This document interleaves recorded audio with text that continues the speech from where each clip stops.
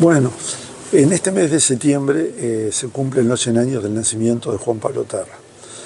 Juan Pablo nació el 3 de septiembre de 1924.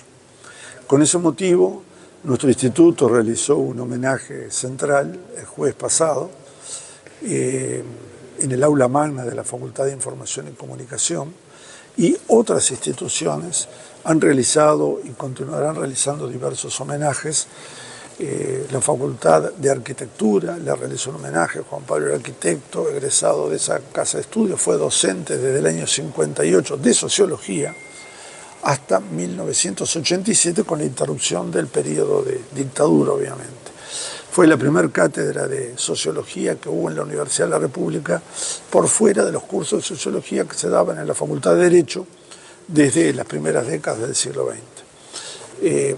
Juan Pablo se formó como sociólogo en el movimiento de economía y humanismo que fundó el padre Louis-Joseph Le Verret en Francia, en Bretaña, que a su vez era ingeniero naval, Le Verret, y desarrolló una amplia metodología de investigación social aplicada.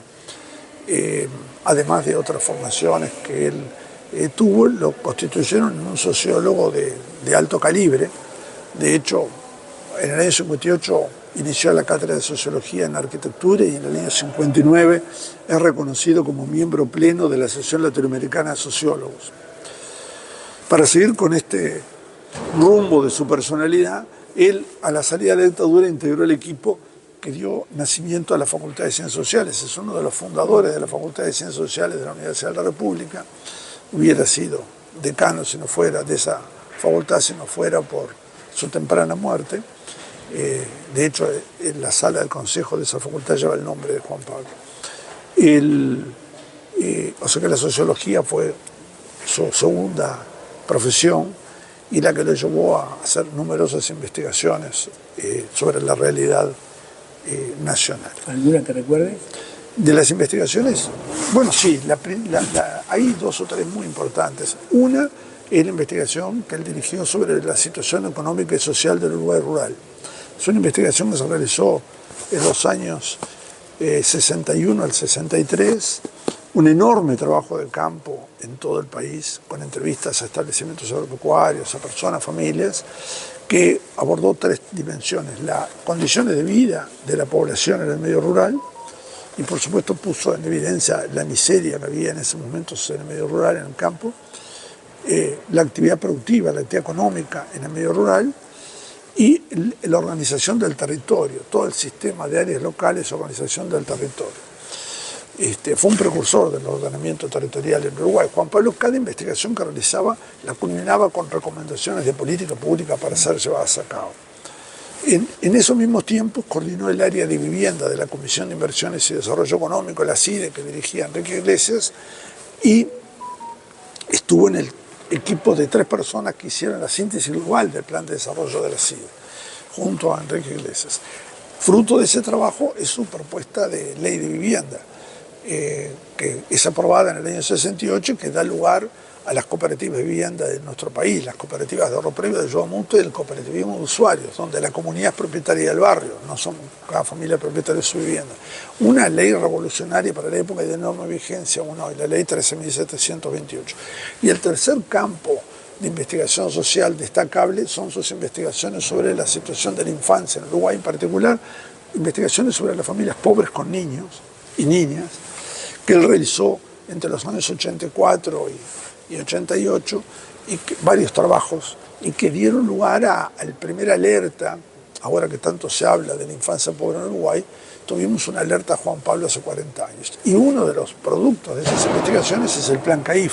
Así como las de vivienda dieron lugar a la ley de vivienda, las investigaciones de él sobre las familias pobres con niños y niñas dieron lugar, entre otros, a un plan que hoy tiene aproximadamente 500 centros en todo el país.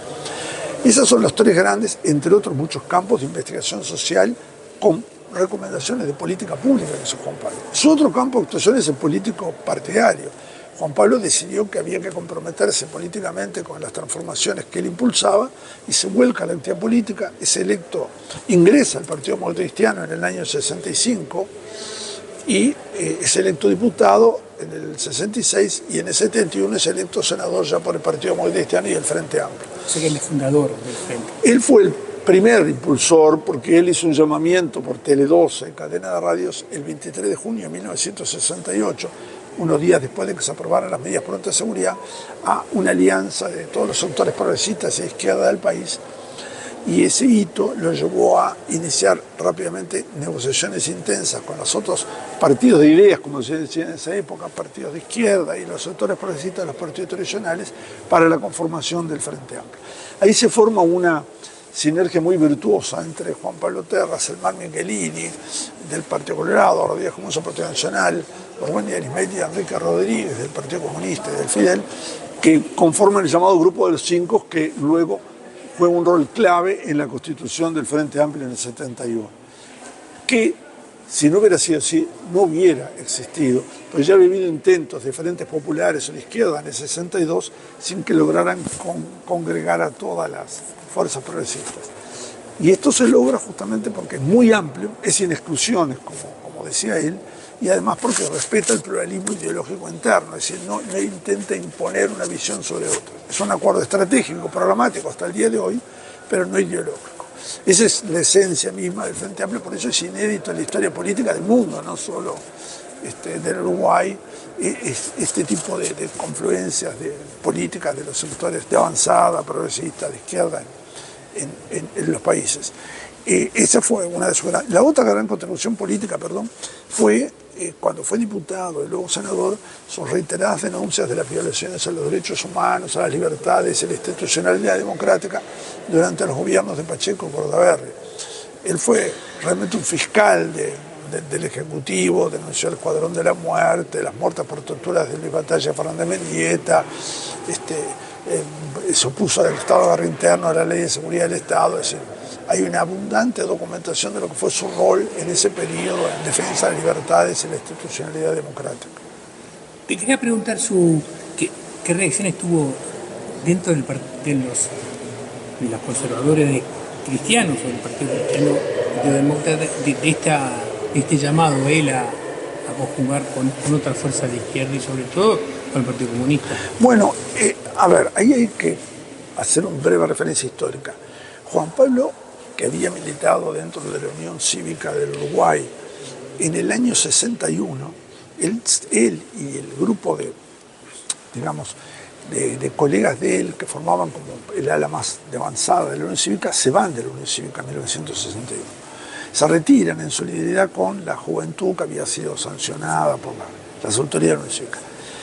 Por lo tanto, no participa en el proceso de transformación de la Unión Cívica en PDC. Ese proceso es liderado por Pla Rodríguez, que permanece en la Unión Cívica y logra que primara los sectores renovadores sobre los conservadores y transforma en febrero del año 62, en una convención de la Unión Cívica del Uruguay, esta decide transformarse en Partido Demócrata Cristiano. Esa es la última convención de la Unión Cívica del Uruguay. Tenemos el libro de actas en nuestro instituto, así que está disponible. Ahí, con el liderazgo de Pla Rodríguez, se crea el PDC. Juan Pablo permanece fuera de la actividad político-partidaria desde el 61 hasta el 65, que ingresa al Partido Demócrata Cristiano. Los sectores más conservadores de la Unión Cívica, algunos se apartan ya en el 62, otros quedan dentro del PDC y se apartan luego en el 66 y finalmente un resto en el 71.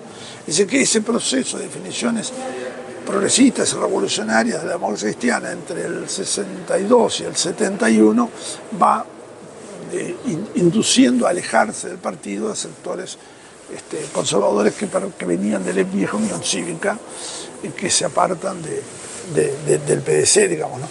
Que luego, en un acuerdo de salida de la dictadura bastante oscuro, cuando se legalizan los partidos políticos, se legaliza a una suerte de unión cívica con esos sectores, pero que en realidad es ilegítima porque la verdadera unión cívica en Uruguay se transformó en PDC en el 62.